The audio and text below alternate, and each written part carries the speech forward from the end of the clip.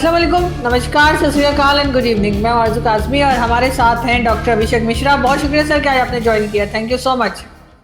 Thank you sir, क्या कर रहे हैं आप लोग? ब्रोमोस वगैरह बेचने लगे यूएई को? मतलब कोई अमन वाली चीज, कोई अच्छी चीज बेचते हैं, ऐसे मिसाइल्स और बम शम बेचने के ऊपर क्यों आ गए आप लोग?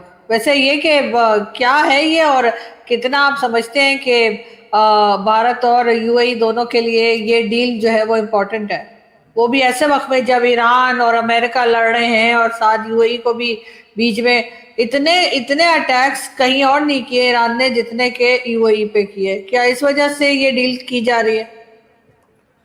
देखिए आरजू जी, आपका क्वेश्चन बड़ा इंटरेस्टिंगली फ्रेम्ड है। आपने कहा आप क्या कर रहे हैं, आप क्यों बेच रहे हैं। देखिए, आप तभी कुछ बेच सकते हैं जब कोई खरीदने वाला हो, ठीक है ना। तो इसका मतलब है कि यूएई हमसे खरीदना चाह रहा है। तो क्वेश्चन ये बनता है कि यूएई हमसे क्यों खरीदना चाह रहा है अचानक से, जबकि यूएई का जो ट्रेडिशनल वेपन का सप्लायर रहा है वो वेस्ट रहा है, फ्रांस रहा है, यूरोपियन कंट्रीज रही हैं, उन्होंने यहाँ से ही हमसे खरीदा है। अब वो हमारी तरफ आ रहे हैं, उसके कई रीज़न हैं। एक तो ये कि यूएई ने जो ये वेस्ट एशिया की जो कॉन्फ्लिक्ट हुई उसमें जो ईरान ने उनके ऊपर ड्रोन और मिसाइल के अटैक किए, उनसे ये पाया कि जो अमेरिकन वेपनरी जो थी और अमेरिकन डिफेंस मैकेनिज्म जो था वो बड़ा एक्सपेंसिव था, बट वो उतना इफेक्टिव नहीं था जितना कि उसकी कॉस्ट थी। तो वो उसने उनको सोचने पे मजबूर कर दिया कि अगर ईरान की शाहीन जो ड्रोन है वो $25,000 की है और वो 1 बिलियन के इंफ्रास्ट्रक्चर को तबाह बर्बाद कर रही है, तो it's a very expensive armaments और डिफेंस मैकेनिज्म। उसके अगेंस्ट में यूएई ने, जो इंडिया और पाकिस्तान की जब लड़ाई हुई थी, तो उन्होंने ये देखा कि इंडिया का जो डिफेंस मैकेनिज्म और स्ट्राइक कैपेबिलिटी थी वो दोनों ही बहुत प्रिसाइज थी। दैट मीन्स इंडिया की डिफेंस मैकेनिज्म ने एक भी पाकिस्तानी मिसाइल को हमारे सॉइल पे गिरने नहीं दिया, और at the same time India के जितने टारगेट थे वो सारे सक्सेसफुल अचीव हुए। कोई भी मिसाइल को पाकिस्तान रोक नहीं पाया, चाहे वो आपके एयर बेसिस थे और चाहे वो 9 इनिशियल मिलिट्री टारगेट जो कि टेररिस्ट हाइडआउट्स पे किए गए थे। तो उसको देखते हुए और अमेरिका के ऊपर रिलायबिलिटी कम करते हुए, क्योंकि वेस्ट के डबल गेम से वो परेशान हो चुके हैं, इन्होंने ये डिसाइड किया कि वी नीड टू डाइवर्सिफाई। ऐसा नहीं कि वो यूएस से अब नहीं खरीदेंगे, दे वुड नॉट एंटेगोनाइज यूएस।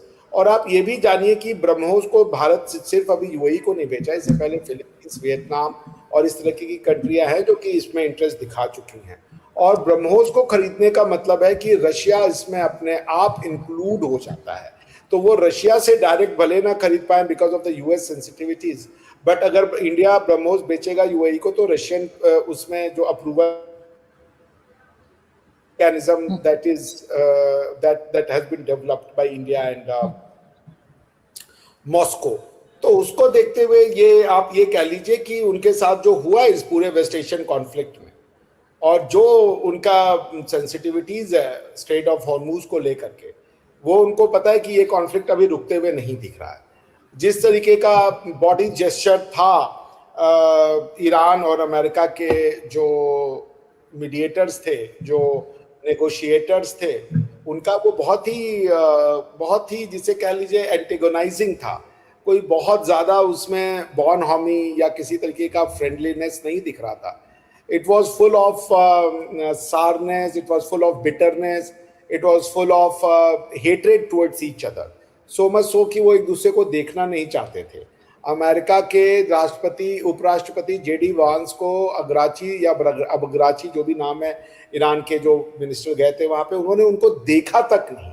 वो आए, वो शहबाज शरीफ से एक झूठा मूठा हक किया और उसके बाद वो सीधा चले गए रूम से, जिसमें शहबाज शरीफ साहब उनको बुलाते रह गए। वो वीडियो अब वायरल है, आपने भी देख ही ली होगी। उसको देखते हुए फिर जेडी वांस उनके पास आए, उन्होंने पूछा हाँ भाई क्या हो गया, ये क्यों चले गए वापस।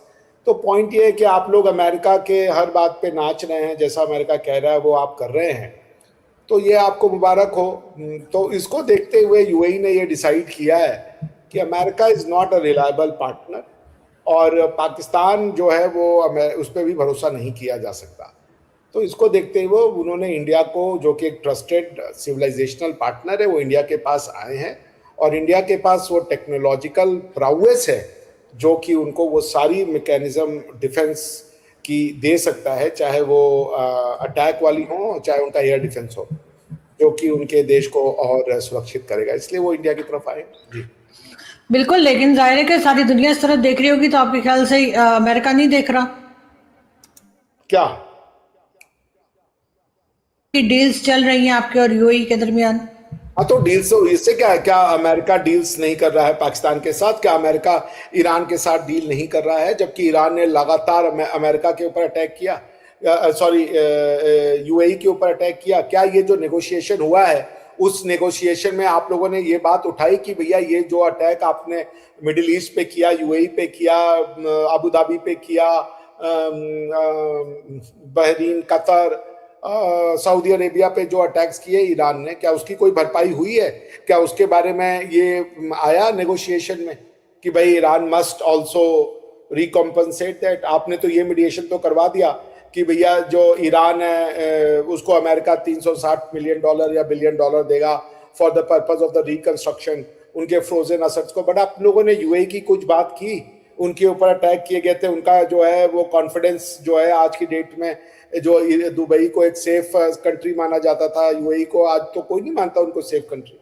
उनके तो लेकिन ईरान के बारे में भी तो सोचिए ना, ईरान से भी तो आपके टर्म्स हैं, तो ईरान के ऊपर जो अटैक हुआ है ईरान ने उसके जवाब में किया है। और ईरान ने मैं ईरान को खैर जस्टिफाई नहीं करी, लेकिन ईरान ने जो है सर वो जो अमेरिकन बेसिस थी उसके ऊपर ज्यादातर अटैक किए, तो फिर उसको अब किस तरह लेंगे? इसलिए कि ईरान के साथ भी आपका बिजनेस चलता है, ईरान के साथ भी आप लोग काफी काम कर रहे हैं। यहाँ से चार भारत का मुद्दा है। देखिए आरजू जी, आप मेरी बात नहीं समझिए। चाबहार पोर्ट और कई जगह पर आप लोग ईरान के साथ भी है ना, तो आप ऐसा तो नहीं कर सकते कि सब कुछ यूएई के साथ ही सब कुछ गलत हो रहा है और ईरान के साथ सब कुछ सही हो रहा है, ये भी तो नहीं कहा जा सकता। नहीं, सॉरी, मुझे थोड़ा सा फ्लू हो रहा है। सही और बात की बात नहीं कर रहा हूँ। क्या यूएई ने अटैक किया था अमेरिका ईरान के ऊपर? नहीं किया था ना। अब अगर आप ये करें कि तो वहां पे उन्होंने बेसिस पे किया है ना, उन्होंने भी कोई यूएई के ऊपर नहीं किया कर दिया कि उनकी बादशाह हिला दी हो। अब जब वो साथ दे रहे थे, इजराइल का भी साथ दे रहे थे, और वो हाँ जी, यूएई के एयरपोर्ट पे अटैक हुआ, यूएई के मार्केट्स पे अटैक हुए, कहाँ आप बातें कर रही हैं? ऐसा कुछ नहीं है कि सिर्फ उन्होंने अमेरिकन बेसिस पे हमला किया है। तो आरजू जी, उसमें यह है कि जो ईरान ने किया वो ठीक नहीं था। अमेरिका ने उनके ऊपर अटैक किया, तो उन्होंने जाकर के सारे यूएई पे अटैक कर दिया, सारे मिडिल ईस्ट पे अटैक कर दिया, व्हिच वाज नॉट गुड। चलिए, हो भी गया, तो जब नेगोशिएशन हुई तो उनसे माफी तो मंगवाते, उनका डैमेज ही दे देते, कोई बात ही नहीं हुई। लेकिन तो अभी सर जी कंप्लीट कीजिए। आप बोलिए। तो अगर ईरान आपसे कहेगा तो क्या आप ईरान को भी मिसाइल सेल करेंगे कि नहीं? क्यों नहीं करेंगे? अगर वो मांगता है हमसे तो व्हाई नॉट। तो इसका तो मतलब है कि कंप्लीट बिजनेस चल रहा है यहाँ पर ना, ऐसा और कुछ नहीं है बीच में। अरे भाई, आप एक बात बताइए, जब यूएई हमें तेल बेचता है तो क्या ईरान उससे मांगेगा तो तेल नहीं देगा यूएई? आप ये कैसी बातें कर रही हैं? यूएई हमसे बिजनेस कर रहा है तो यूएई उनके साथ बिजनेस नहीं करेगा? ये सब कहां से हो गया? क्या यूएई अगर हमारे साथ बिजनेस करता है वो पाकिस्तान को लोन नहीं देता, पाकिस्तान को हेल्प नहीं करता? सऊदी अरेबिया हमारे साथ बिजनेस करता है तो क्या वो आपको डिफर्ड पेमेंट पे ऑयल नहीं देता और दूसरी तरीके की हेल्प नहीं करता? सब करता है। ये बात कहां से? ये प्योर बिजनेस। तो क्या, एनीवेज, मैं आपसे फिर वही कहूंगा आरजू जी कि ये जो यूएई के, अगर हम टॉपिक पे वापस आ जाएं, कि यूएई भी जो ये कर रहा है उसको भी ये समझ में आ रहा है कि अमेरिका नॉन रिलायबल पार्टनर है, और उनके डिफेंस के जो खर्चे हैं, जिस तरीके के डिफेंस मैकेनिज्म वो बेचते थे, वो तब तक तो था जब उनके पास स्प्लर्ज करने के लिए पैसा था, पर एक समय ऑयल धीरे धीरे डिप्लीट होगा तो उनको अपने नियर बाई फ्रेंड्स पे जाना पड़ेगा। और यूएई के जो मोहम्मद बिन जायद साहब हैं, मैं बहुत सम्मान करता हूँ, और मैं तो, चूंकि अब्राहम एकॉर्ड की शुरुआत मोहम्मद बिन जायद साहब ने की थी, आपको याद है ना, यूएई ने इनिशिएट किया था। मैं उनको नोबेल पीस प्राइज के लिए नॉमिनेट करना चाहूंगा, he should be granted Nobel peace prize, क्योंकि अगर कोई सॉल्यूशन है ईरान और इजराइल की कॉन्फ्लिक्ट, तो वो सिर्फ अब्राहम एकॉर्ड है, और ये जानने वाले मोहम्मद बिन जायद साहब, उसी रास्ते पे जाकर के सबको पीस मिलेगा। तो मोहम्मद बिन जायद साहब का नाम जाना चाहिए ना, ये कि ट्रंप का जाना चाहिए, ट्रंपुआ का नहीं जाना चाहिए भाई। लेकिन सर देखते हैं क्या होता है, किसका नाम जाता है, चला तो जाना चाहिए, जैसे आप कह रहे हैं। जायद साहब को मैं नॉमिनेट करूंगा, और सर आपकी सुन कौन रहे, आप नॉमिनेट कर देंगे और हो जाएगा। अरे 577 लोग सुन रहे हैं यार अभी। नहीं 714 बात नहीं, लेकिन वो 40 रुपीज वाले फिर भी नहीं आए। खैर कोई बात। आपने यार 40 रुपए के लिए इतना ज्यादा वो कर दिया है, बताइए यार हो भैया, अब तो मुझे ही शर्म आने लगी है, मैं खुद को ही सोचा 40 रुपए। नहीं कोई बात नहीं सर, हर पैसा इंपॉर्टेंट होता है और सबसे बढ़कर उनका प्यार इंपॉर्टेंट है, जिस प्यार से और जिस लगाव से वो आपको सुनते हैं और देखते हैं। मेरे ख्याल है आज वो शायद बिजी होंगे तो नहीं आ पाए, लेकिन कोई बात नहीं। आप लोग आते हैं, हमें सुनते हैं सर झुका, क्योंकि मेरा ये मानना है, जो डेमोक्रेसी में विश्वास करता है कि जनता जो है वो ईश्वर का रूप है। ये जो मेरे सुनने वाले वो ईश्वर का रूप है, यही ईश्वर है, उनका प्यार ही मेरे लिए, प्यार सब मेरे लिए एक समान। बिल्कुल ऐसा ही है और मुझे भी बहुत प्यार मिला है, बहुत रिस्पेक्ट मिली है और ऑफ कोर्स जहाँ जहाँ हम लोग कुछ गलती करते हैं तो वो भी हमें बताया जाता है और उसको भी हम सही करने की कोशिश करते हैं। Aarzoo ji, the other day I was talking to, मैंने आपके चैनल पे एक बार बताया ना कि एक बच्चा है, उसके लिए फीस के लिए तो मुझे 3-4 लोगों ने मैसेज किया। उसमें से एक सज्जन थे अमेरिका के, मतलब इंडियन थे, अमेरिका में आते हैं, तो उन्होंने मुझसे बातचीत की और वो आपको शायद ये इंडिपेंडेंट साहब हैं, प्रणाम to both of you, thank you sir, ये आपको जानते थे और बहुत आपके बारे में अच्छा वो कह रहे थे कि मुझे कभी आरजू जी से बात करने का अवसर मिलेगा तो आप बताइएगा। हमने कहा जरूर। तो लोग आपको बहुत प्यार करते हैं Aarzoo ji, people in India love you a lot, and please आप लोगों को कोई सुपर चैट करने की आवश्यकता नहीं है, आप लोग आते हैं, प्यार करते नहीं पहुंचते हैं। तो बहुत शुक्रिया और बिल्कुल लोग बहुत प्यार करते हैं, बहुत जाहिर है। अब तो हम हंसी मजाक की, क्योंकि हमारी आदत है, हम हमेशा सीरियस इश्यूज को भी अक्सर हम हंसी मजाक में ही कर जाते हैं और कोशिश यही होती है कि लोग जो है वो टेंशन से बाहर आ सके। वैसे ही हर एक की लाइफ में कुछ ना कुछ चल रहा होता है, तो आई विश कि सब लोग थोड़ी देर के लिए सही लेकिन हमारे साथ हंसे मुस्कुराएं। बाकी तो लाइफ की जो वाट लगी हुई है सबकी, वो तो लगी ही रहेगी, उसका तो हम कुछ नहीं कर सकते, हमारी अपना भी यही हाल है, लेकिन बहरहाल मुस्कुराना नहीं छोड़ना। संतोष कथुरिया जी हैं, वो आपको बहुत मानते हैं, वो मुझसे बोले थे कि आप उनको मेरा हेलो बोल दीजिएगा। Thank you so much. और डेफिनेटली हम लोग कल फिर मिलेंगे और एक नई न्यूज़ नए टॉपिक के साथ। Thank you so much doctor साहब, आपने ज्वाइन किया, तमाम लोगों का शुक्रिया जो आज आए, देखा सुना, आप सबका भी बहुत शुक्रिया। Thank you. बहुत आप सभी मित्रों को धन्यवाद, नमस्कार, आदाब, सत श्री अकाल।